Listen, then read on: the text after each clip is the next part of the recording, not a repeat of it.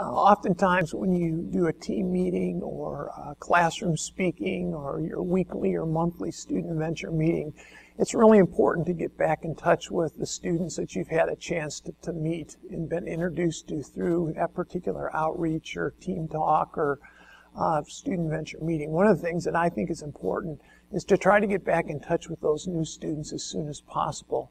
I think the longer that you wait in contacting them, they kind of forget why you're calling them. So I try to get back in touch with students right away because I think it communicates to them that they're important, that you recognize them. One of the things I do if it's a student venture meeting, a weekly or a monthly meeting, I try to be aware of new students that might be there, and I try to introduce myself to them. And even before the end of the evening, I might mention to them, hey, I'd love to give you a call in the next couple of days to get together, treat you to a Coke, fast food, just to kind of see what you thought about the meeting tonight. Typically, when I meet with a student, we'll sit down. I try to pick a place in the restaurant that's conducive to conversation. Typically, I find that if a student is sitting facing the open area of the restaurant, his friends come walking in the door, they're very distracted. So I typically try to grab the seat where I'm facing the restaurant and their back is to the doors and other booths. It's less distracting for the student, and I find that I have much more meaningful conversations with students. Typically when I sit down, I'll try to have some general questions that I'll ask. Sometimes you're on a campus if you're just starting a ministry and maybe you don't have contacts with a student, or maybe you're not able yet to do a team talk or speak in a classroom, or maybe you haven't started a student venture meeting on your campus. One of the things that I've done in the past is as I'm at school activities, sporting events, as I'm just talking with students, introducing myself to students, I'll ask students, who would you say are the 2 or 3 most influential, say, guys in your grade? Several years ago in San Diego at Poway High School, we were starting the ministry at Poway, and we didn't have a meeting going. We hadn't done team talks, and so I started doing that. And I was asking freshman guys, who would you say are the 2 or 3 most influential freshman guys here at Poway High School? And as I asked different guys on campus, the same guy's name kept coming up that a number of guys would say. His name was Tim. And so what I did is I just gave Tim a call. I tracked down his phone number. I gave him a call and I said, hey, Tim, you don't know me. I'm Mike Riley. I work for an organization called Student Venture. And the last several weeks, I've been at some of the athletic events, and I've been asking students, freshman students at your school, who they would say is the most influential guy on the campus, and your name kept coming up. And I just wanted to give you a call. Student Venture is an organization that helps students develop in the leadership part of their life in 3 main areas. And I was just wanting to give you a call, and I have a leadership survey that I put together. And because all your peers on your campus have identified you as a student that they think is a leader on the campus, I was calling to see if I could treat you to Coke, fast food after practice or after school, and I could go through this leadership survey with you and kind of get your feedback and kind of find out what you're thinking as a leader at Poway High School. The exciting thing with that was Tim and I got together. He really didn't have any spiritual background, but he was spiritually open.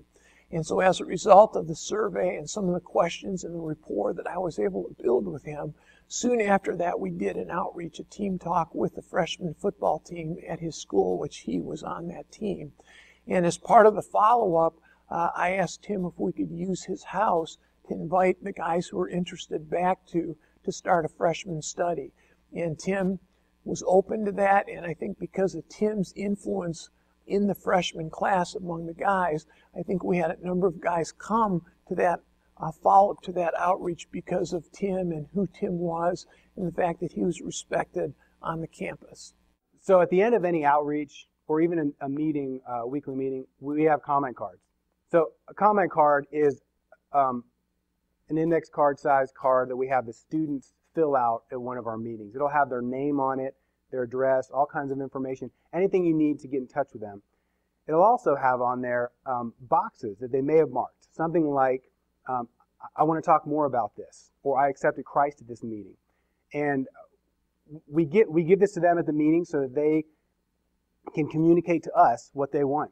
And so when I'll give you a stack of maybe 5 comment cards, 10 comment cards, and my expectation is that you'll take care of these.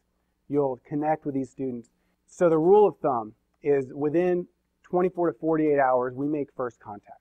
So you call them, you Facebook them. Calling is probably the best way to get communication from them. Texting is great too, because they often text right back.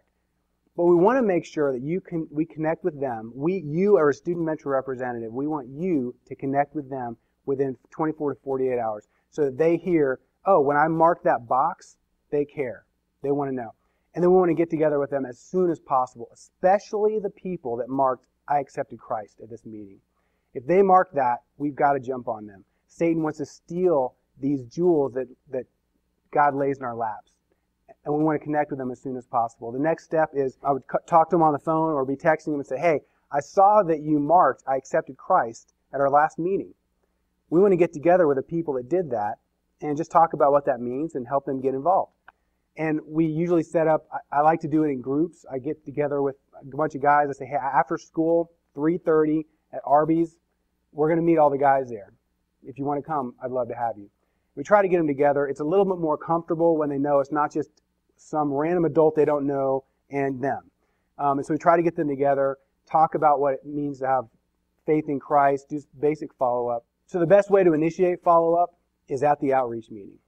When you just had pizza, you've had a great time, they'd filled out their comment cards and turned them in, and you did some kind of crazy, wacky prize, and then you say, to anyone who wants to get more involved, or to anyone who marked I accepted Christ at this meeting, we're going to buy you Chick-fil-A sandwiches next Thursday at 3:30. So come to Chick-fil-A, we'll be there, and we'll talk more about what this means for you. And again, the food draws them in, they show up.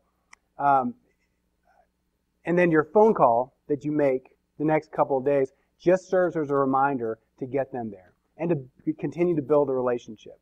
Our purpose in communicating with them is to get in touch with them and let them know we care. We're someone that loves them and cares about them and wants them to grow and build into them. Anytime I get a chance to meet a new student, for me, I think one of the most important things is for him to understand who God is and who the gospel is. And so, you know, for me, one of the easiest things to use the tool, first off, is a school within a school and help them to understand what Student Venture is and why it's at the school. But the great thing about that tool is it leads so well and it's very fluid into the gospel and using a Connecting with God booklet, one of the tools that I like to use because it's very clear. And so be able to say, well, here, I've got this great tool, Connecting with God booklet. Let's walk through it. Make sure you understand it. Even if you think you may understand it, let me make sure you do. Because to me, that's just so important that they understand clearly the gospel. Many of us have heard so many different things about the gospel or what it is or misconceptions. It's just so important to be very clear. And so using a tool like that can be very helpful. I use it just about every time I meet with a student, especially a new student. And you know, getting through that, it seems like 9 times out of 10, even when I think that they may understand the gospel, a lot of times I find out that they haven't really understood the gospel, and they need the opportunity to hear it and then to respond by faith. And so, yeah, I would definitely, you know, anytime you meet a new student, make it a priority to go through, you know, a Connecting with God booklet. Make sure they understand that gospel real clearly.